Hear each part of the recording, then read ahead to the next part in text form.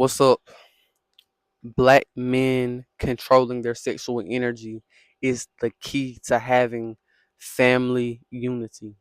Now, before I get into the video, I do have a school community that I just created for us black men to come together, have good conversations, share each other's journeys, share our wins in life, for us to really help each other rise and elevate as men. So if you want to join that, the link for that will be in the comments of this video, the description of this video. And if you click on my channel in the description part, you'll see the link for it right there. So click on that, check that out. Back to the video.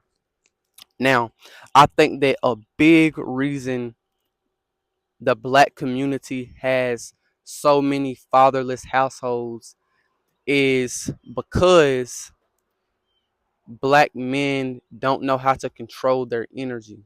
They don't know how to control their sexual energy. And a lot of them don't care to control it because they like doing it, right? And that's a huge part of the problem.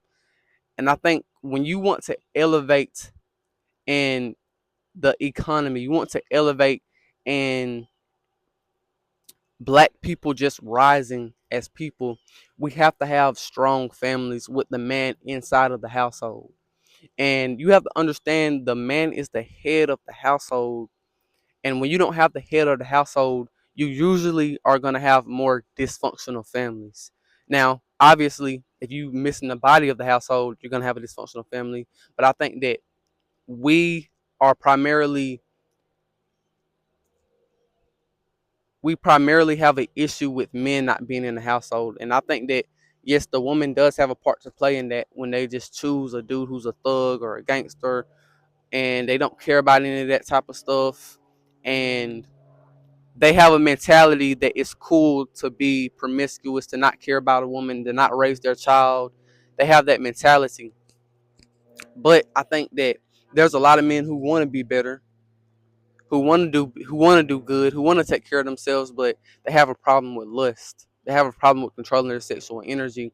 And when you don't have a structured family in the with the man and the woman, you usually have a dysfunctional family where the that daughter will grow up having some type of emotional problem, or they'll get into a habit of doing things dysfunctionally as far as with relationships and boys and stuff. And then the same thing with men, they'll get into a habit of creating dysfunctional families. So we have to understand what the source of a lot of our problems when it comes to raising our raising the youth, but not also raising the youth, but you have to understand there's so many mental problems that can happen to a person when the family isn't right. This is why you have to think long and hard about who you want to be with and who you're going to sleep with and have sex with. And I think that one thing that I had to understand is that, yeah, it's a lot of attractive women who aren't good for you. There's a lot of girls who just look good. But this is why you have to have control over yourself, because if you don't have control over yourself, the number one thing that you're going to be focused on is how the woman looks, which I don't think that should be ignored. You should obviously be attracted to her, but it can't be a thing where you're putting how she looks over the character of who she is. And I really am a person who wants to prioritize having a strong family. I grew up with my father in the household. I grew up with my mother and my father in the household since day one, since I was born. And that was not saying that I didn't have problems. It wasn't other problems within the household, but I think that me being raised that way and seeing that like 90% of people that I grew up with did not have that type of family structure, I understood that a lot of the problems they had as people stemmed from them having no structure in their family, not having a dad who really cared, not having a mom who really cared. And that really played into who they were going to be in the future. And people don't understand how much that plays a part in just life trajectory. When you have a strong, loving father in the household, and you have a feminine, loving woman in the household, you you really produce people who are just better, who can control themselves more, who love themselves more. And I think that that's something that a lot of us don't understand. We really don't understand that. And this is why you can see dysfunctional families, and it just be generation after generation where nobody got married, you know, it's baby mamas and baby daddies and all this other type of stuff. And this is what produces a man not controlling his sexual energy is actually what creates promiscuous women.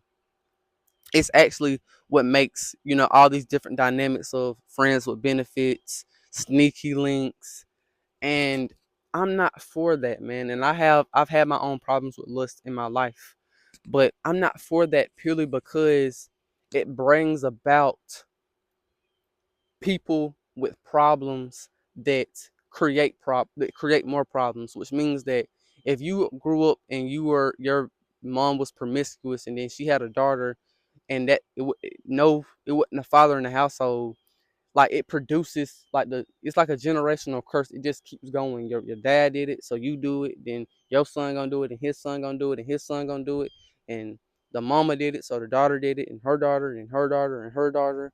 So we don't understand how much that matters, and we have to look at examples of what happens when you do have a strong family structure.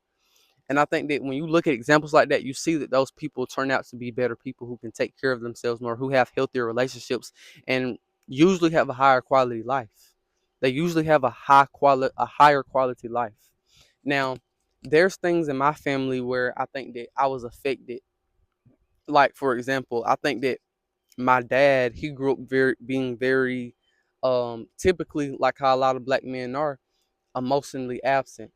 You know, not saying that he didn't care, but he didn't show his emotions all the time. So I think that to a degree that affected me. And I'm giving that example purely because it matters. It matters and it plays effect on the man I was going to become, right? But it was also a lot of good things that happened within my family that I would say made me like character wise a lot more pure than a lot of other people. And that's not me saying that I'm better than other people and that people can't be better than I am and having a, a, a less fortunate situation. But what I am saying is you have to give your kids the best opportunity. And when you think about a family, when you think about sleeping with a woman, you need to obviously consider that you could potentially spend the rest of your life with her, and you need to be thinking and considering like, okay, you could have a child with this woman, right? This is why it's important that you not just sleep in the bed with her and then be in a position in life that you don't really want to be in. Because a lot of dudes, they sleep with a woman, they don't care, and then they be surprised when she pregnant or something. And then there's other problems when you talk about like abortion and stuff. And that's probably another video I'll make on something around about that. But that's pretty much all I got to say for now. Peace out.